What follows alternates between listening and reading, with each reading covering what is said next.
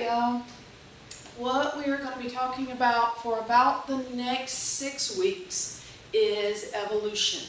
And yesterday you were supposed to watch a video that kind of introduced a little bit of information about evolution. Now, one thing I want to make sure that you understand is that evolution does not mean that men came from monkeys. Evolution simply means that organisms change over time. And in that change over time, it can be something as simple as the fact that humans as a species are now bigger than they were 150 years ago. 150 years ago, the average female was only 5'1", and the average male was only 5'5". Today, the average female is 5'6". The average man is about 5'10". We are actually bigger as a species than we were 150 years ago. That means that we have changed over time. And a lot of things that scientists believe of as evolution, that's what they're talking about. These small changes that just make animals a little bit different than they used to be. And so that's what we're going to be talking about, is looking at some of the things that might cause that change and looking at how it would need to happen in nature in order for species to survive. And so that's what evolution is. It's a change over time. Now, today's notes are just looking at kind of what happens when organisms are not able to do that.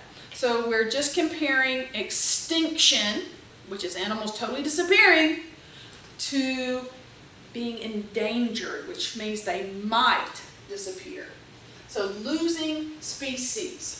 When the last of a species dies, it becomes extinct. That means literally there's not another one left on the planet.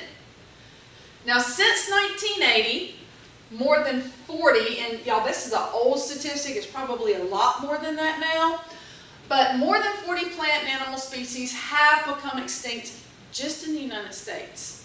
Like I said, it's probably quite a bit higher than that now. This statistic is from like the year 2000. It's 20 years old now. Right?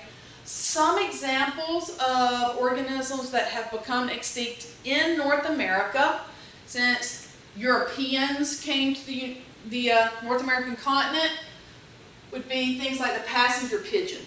They're gone. The sea mink, it's gone. Okay, the great auk and the Eskimo curlew.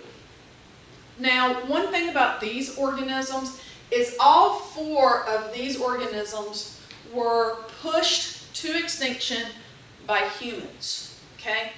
We as a human species are directly responsible for these organisms disappearing. Now, in the history of the Earth, which is about 4.5 billion years, okay, scientists think that about 99% of every species that's ever lived on this planet has gone extinct. We are not responsible for most of those. They were here before we were. They went extinct because they couldn't evolve and keep up with the changes that were happening in the planet, but these are human extinction caused. Now, when a species numbers begin to decline rapidly, that species will be considered a threatened species. And what we mean by decline rapidly is there's always going to be times when there's more births, and so numbers of populations are getting bigger, and there will be times when there are more deaths, so the numbers are dropping. But what this is when the numbers start a steady decline. So they're going down, and they're constantly going down, and scientists are not seeing any leveling out or rise again. It's just a constant drop. They might be called threatened when that starts to happen. Now, they will be called an endangered species when the numbers become so low that extinction is possible. Now here's the thing about that number being so low. That number is different for every species. Take an insect for an example. One insect could have 1,000 babies in 1 year. And so those numbers will come back up quicker. So there's going to be a different number for endangered for an insect than say for the African elephant.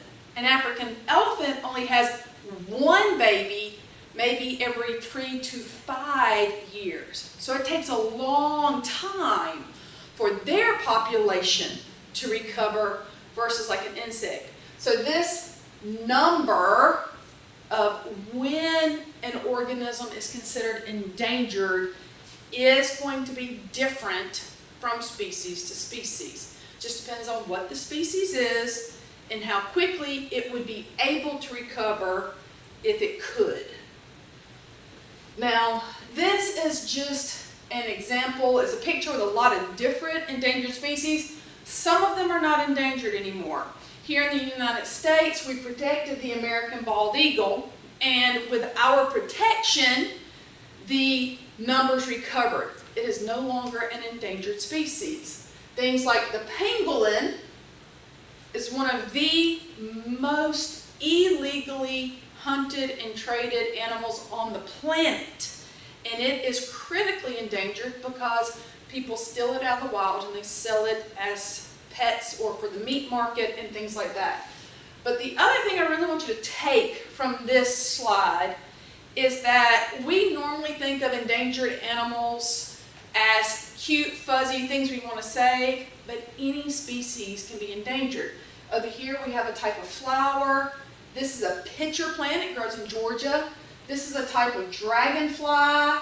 This is a mussel, butterflies. You got fish. You've got birds. You've got a type of cactus. You've got a snail. Any living thing, their species can be considered endangered. And one of the things that scientists look at as they look at evolution is the extinction and animals disappearing a natural occurrence, like literally they're not able to keep up with their changes, or is it a man-made problem? Because one of the things they have to fight with is evolution happening, getting rid of organisms that are not as good as others, or are humans happening, causing extinction that shouldn't happen? And so that's why we talk about endangered species and extinct species when we talk about evolution, because natural things do cause extinction when organisms cannot adapt to their environment, which is basically what evolution is.